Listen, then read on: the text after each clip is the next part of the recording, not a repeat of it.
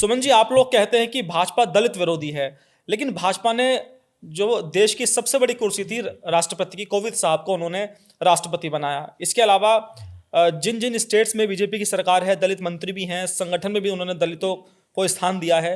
तो कहां से दलित विरोधी हो गई भाजपा? नहीं नहीं, सवाल दलित का नहीं है। सवाल ये दलित को ताकत कितनी है, जिस पद पर वो बैठा रहे हैं, क्या बैठाया है, क्या वो पद के साथ इंसाफ हो रहा है।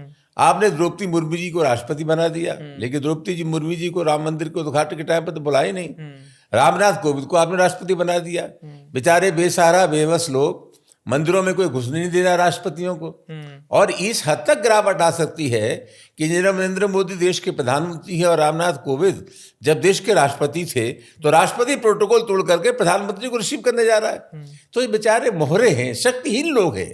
बैठा दिया है दिखाने के लिए कि दलित आदिवासी हैं, शक्ति कोई इनके पास नहीं है, दिखाना अलग मात्र। असल सवाल ये है कि जिन पदों पर बैठे हैं, क्या उन पदों की जो शक्तियां हैं उनको इस्तेमाल करने की हमें छूट है कि नहीं। तो ये तो बेसहारा लोग हैं, इन बेचारों पर दया आती है। और मैं समझता हूं इनको बैठा ले से दलितों का कोई भला होने वाला नहीं है।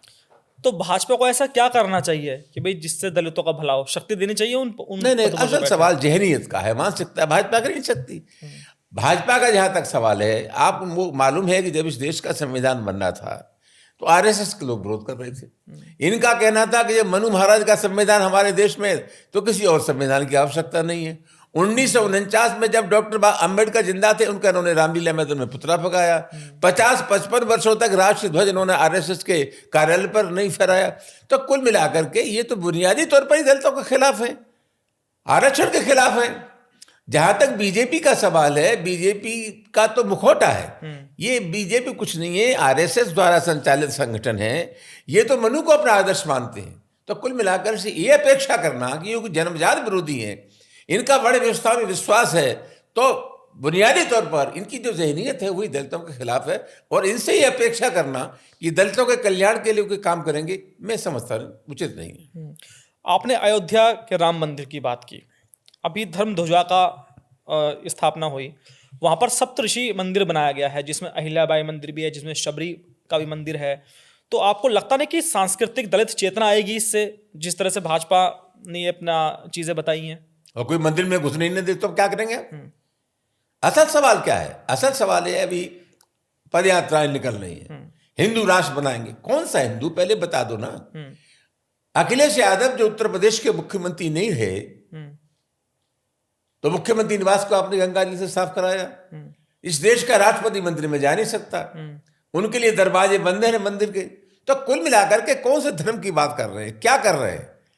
कोई प्रतिमा कहीं स्थापित हो जाए, मंदिर में क्या रखा क्या रखा है, लेकिन मंदिर में जाने की मनाही है। और मुझे माफ करना, बड़े पैमाने पर बाबा साहब डॉक्टर अम्बेडकर ने जो धर्म परिवर्तन किया उसकी बुनियाद क्या थी? उन्होंने कहा कि मैं हिंदू धर्म में पैदा हुआ, ये मेरे बस की बात नहीं थी, मैं हिंदू धर्म में मरूंगा नहीं, मेरे बस की बात है। उन्होंने अपनी जिंदगी में जो भोगा और देखा कि यहाँ तो साहब ये बड़ व्यवस्था के पोषक है और दलितों के साथ इंसाफ नहीं है। हिंदू धर्म समानता का धर्म नहीं है। बाबा साहब डॉक्टर अम्बेडकर की बात आप छोड़ दीजिए, महात्मा गांधी और स्वामी विवेकानंद ने कहा कि जब तक ये धर्म समानता का धर्म नहीं बनेगा, हिंदू धर्म समानता का धर्म नहीं बनेगा, तो हम चाहेंगे धर्म नष्ट हो जाए। दूसरे धर्मों की तरफ लोग मुखातिब क्यों हुए? ये तो हिंदू राष्ट्र बनाने की बात करते हैं। अपने घर को ठीक करो, जितने लोग तुम्हारे हैं उतने लोग भी नहीं रहेंगे। जब तुमने मंदिर के दरवाजे कर दिए तो लोगों ने धर्म परिवर्तन किया। कोई मंदिर में चला, कोई छोड़ के मस्जिद में चला गया, कोई गुरुद्वारे में चला गया, कोई गिरजाघर में चला गया। तुम्हारे कर्मों के चलते इस देश में दूसरे धर्मों में लोग गए। और आज लोग ये कहते हैं कि हम कानून बनाएंगे, धर्म परिवर्तन नहीं होना चाहिए। मैं जबरिया धर्म परिवर्तन के खिलाफ हूं, लेकिन अपने दिल से पूछे कि इस देश में धर्म परिवर्तन क्यों हुआ? धर्म परिवर्तन हुआ इनके आचरण के चलते, इनकी मानसिकता के चलते, इनकी सोच के चलते, इनकी विमनस्यता के चलते। तो धर्म परिवर्तन की जिम्मेदारी इनकी है। रात का इंतजार कौन करे, रात का इंतजार कौन करे? आजकल दिन में क्या नहीं होता, और कुछ तो मजबूरियां रही होंगी, यूं कोई बेवफा नहीं होता। तो जो कुछ हो रहा है मंदिर में क्या है क्या नहीं है, लेकिन मंदिर के दरवाजे ही बंद हैं। ये दलितों के बारे में जो उनकी राय है, ये बड़ी व्यवस्था के पोषक लोग हैं। लिहाजा इनसे ये अपेक्षा करना कि दलितों के कल्याण के लिए कोई काम करेंगे, ये मेरी समझ से परे है। सुमन जी, मैंने राम मंदिर में कोई ऐसा बोर्ड तो देखा नहीं कि वहां पर दलितों का प्रवेश निषेध है, वहां तो जो लोग जाते हैं दर्शन करते हैं। मैं पूछता हूं, हमारे अयोध्या के एमपी हैं, दलित हैं, अयोध्या से एमपी हैं, उनको निमंत्रण क्यों नहीं दिया गया जब मोदी गए थे? एक प्रोटोकॉल भी है ना। जिस स्थान से जो व्यक्ति सांसद होता है, प्रधानमंत्री जाते हैं, बाध्यता है प्रोटोकॉल की कि आपके वहां के जनप्रतिनिधि को इत्तला करें। क्यों नहीं दिया इत्तला उसको? राम मंदिर के उद्घाटन में अखिलेश जी को भी बुलाया गया था, कांग्रेस में राहुल गांधी जी को भी न्योता दिया गया था, वो भी नहीं गए।